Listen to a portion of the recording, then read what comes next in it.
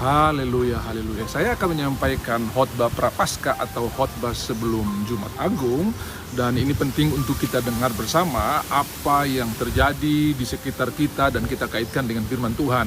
Memang dalam khotbah saya yang pertama di hari Minggu kemarin saya sudah berbicara bagaimana Tuhan masuk ke kota Yerusalem. Orang-orang mengelu-elukan dia, kemudian sudah itu dia menyucikan bait suci. Lalu terjadi tanya jawab tentang Tuhan, dengan kuasa manakah engkau melakukan semuanya ini. Mereka mencari salahnya tapi tidak menemukan salahnya. Dan kuncinya dia anak domba Allah yang tidak bercacat dan tidak bercela. Nah, pada pembukaan ini saya ingin menyampaikan apa yang terjadi hari-hari ini yang kita sementara alami. Ada wabah, ada COVID-19, dan semua orang berseru, Tuhan di manakah engkau? Kalau engkau ada, kenapa ini harus terjadi? Saya teringat peristiwa yang terjadi di dalam Injil Markus pasal 4 ayat 35 mulai, bagaimana murid-murid berlayar bersama-sama dengan Tuhan atas permintaan Tuhan. Mari kita bertolak ke seberang. Dan di tengah pelayaran itu mereka mendapatkan ombak-gelombang yang sangat dahsyat. Bukan cuma dahsyat, sangat dahsyat. Seperti yang kita alami hari-hari ini, sangat dahsyat wabah yang melanda dunia ini, khususnya Indonesia, bahkan kota kita tercinta, tanah kita tercinta yang ada di Papua. Saudara-saudara, murid-murid membangunkan Tuhan di tengah-tengah gelombang itu, sementara Tuhan lagi tidur. Guru, tidak pedulikah engkau kalau kami binasa? Seperti semua orang yang berseru, Tuhan, tidak pedulikah engkau kalau kami binasa? Tuhan, mengapa ini terjadi? Saudara, Tuhan memberikan satu teladan yang sangat luar biasa. Yang pertama, dia bukan di luar kapal, tapi dia ada di dalam kapal bersama-sama dengan murid-murid itu. Yang pertama, saudara, kita tidak menghadapi sendiri. Tuhan ada di rumahmu, Tuhan ada di bahteramu, Tuhan ada di perusahaanmu, Tuhan ada di dalam hidupmu. Dia bukan di luar. Lalu yang kedua, dia memberikan teladan yang sangat luar biasa, yaitu tidur. Tidur artinya tenang. Tidur artinya tidak khawatir. Tidur artinya tidak merasa terancam. Tidur adalah berkat yang luar biasa dalam pengertian pikiran kita, hati kita istirahat di dalam janji-janjinya. Saudara, Tuhan bukan pengidap penyakit tidur, tapi dia sementara memberikan teladan buat kita semua. Benarlah apa yang dikatakan oleh Mazmur 127. Tuhan memberikan berkat kepada orang yang dicintainya pada waktu tidur. Bukan tidur-tiduran ya, tapi dia dalam ketenangan, dalam istirahat dengan Tuhan. Mari ambil banyak waktu untuk menyembah Tuhan, untuk memuji Tuhan. Kemudian Tuhan bangun, menghardik ombak dan gelombang itu, sampai murid-muridnya bingung siapakah orang ini. Saya sudah menyampaikan khotbah dalam Yohanes 1 ayat 11, ia datang kepada milik kepunyaannya, termasuk ombak, gelombang, angin milik kepunyaan Tuhan. Dan tinggal Tuhan berkata tenang, mereka harus dengar. Sekarang kita diberikan otoritas yang sama. Mari kita berkata tenang kepada diri kita, tenang kepada isi-isi rumah kita, tenang kepada kota kita. Saya percaya ada kuasa yang menyertai perkataan-perkataan yang didasarkan atas percaya kepada janji dan kuasa Tuhan. Kemudian Tuhan berkata kepada mereka setelah semuanya tenang, mengapa kamu kurang percaya? Mengapa kamu begitu takut? Mengapa kamu kurang percaya?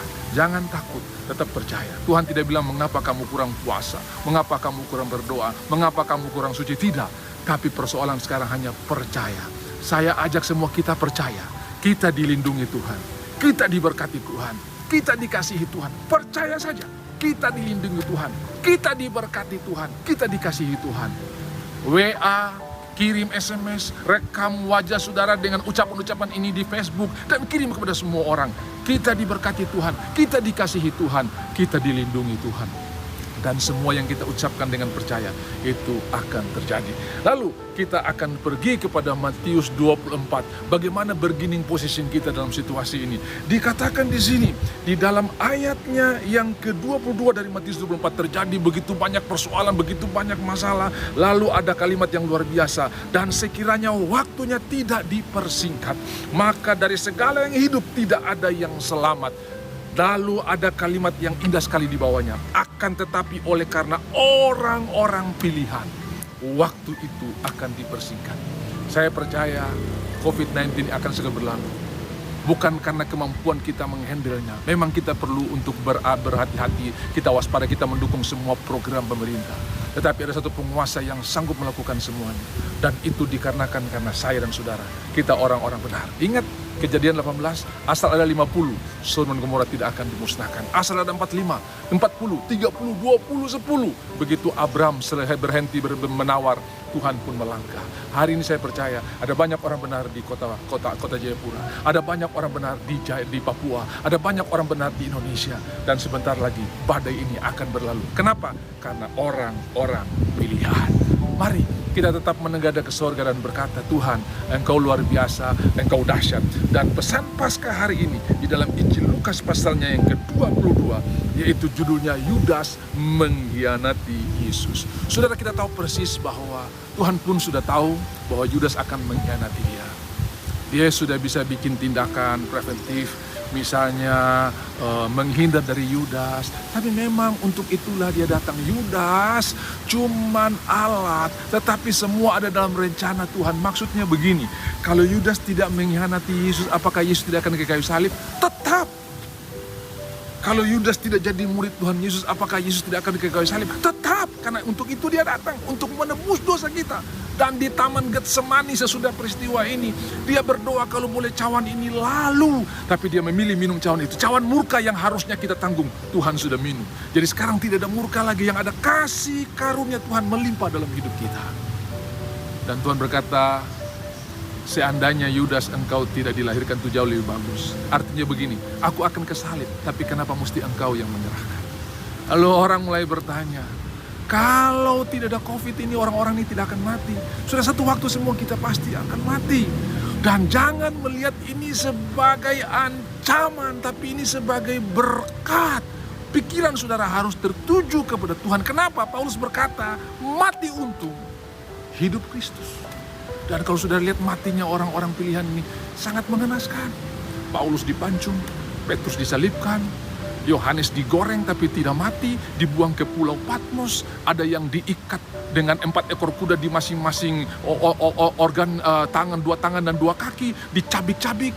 Saudara-saudara, tapi mereka melihat itu sebagai berkat, karena mereka akan bertemu dengan Bapa kita di surga. Saya percaya, kita yang masih diberikan hidup hari ini, teruslah memuliakan Tuhan. Pakailah hidup ini untuk melayani Tuhan. Kuatkan satu dengan yang lain, karena kita tahu sorga adalah pasti bagi kita semua. Dan Tuhan sudah bayar semuanya di kayu salib untuk kita bisa menikmati kebersamaan bersama dengan Tuhan selama-lamanya. Makanya saya akan tutup dengan Yohanes 17. Tuhan berdoa, Bapa, aku berdoa supaya semua orang yang telah menjadi milikku akan tinggal bersama-sama dengan aku selama-lamanya. Doa ini sudah digenapi di kayu salib, di mana Tuhan sudah membawa semua dosa kita, sehingga hari ini kita menjadi orang yang dibenarkan oleh Tuhan. Ada banyak tanda tanya, tapi percaya Tuhan punya jawaban. Tuhan tetap mengontrol segala sesuatu. Dan mari kita sambut perayaan Paskah ini dengan hati yang percaya bahwa Tuhan ada di pihak kita. Siapakah lawan kita? Tuhan Yesus memberkati. Tetap tenang, tetap bersuka cita. Haleluya. Amin.